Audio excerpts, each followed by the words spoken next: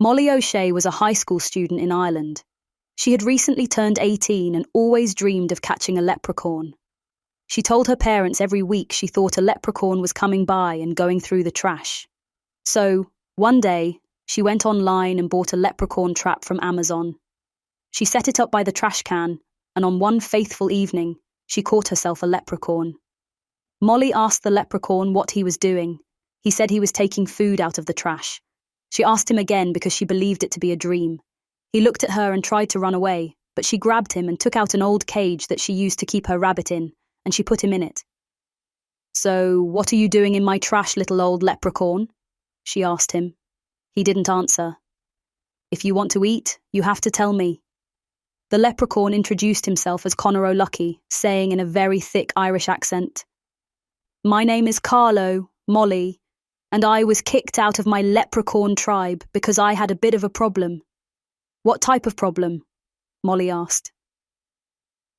"I just haven't been potty trained," the leprechaun confessed.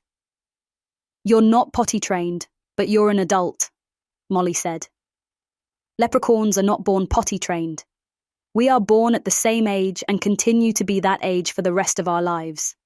But we have to go to a special school to teach us how to become potty trained. I did not wish to go," he explained. "Why not?" Molly asked.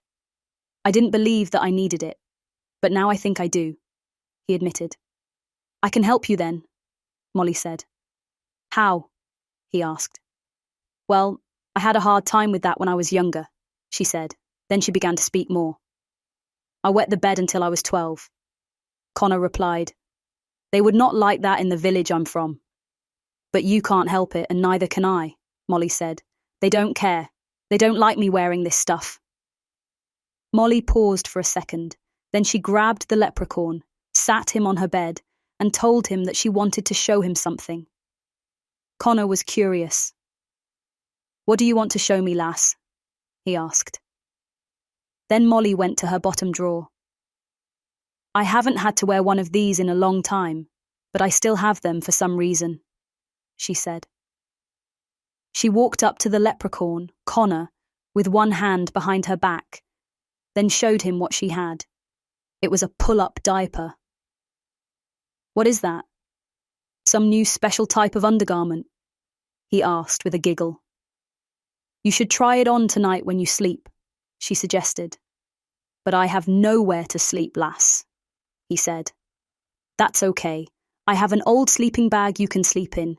In the morning, we will check to see what happened," Molly replied.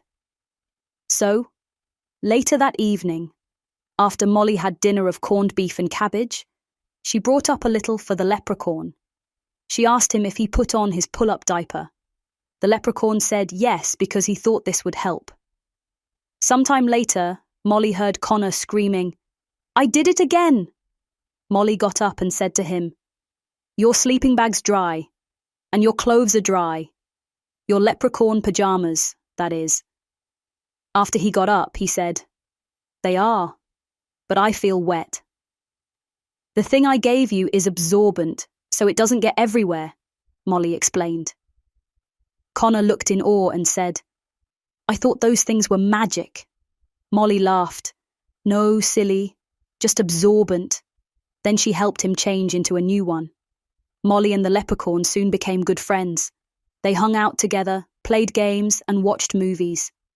One day, Molly was all out of pull-up diapers, and she needed to get more.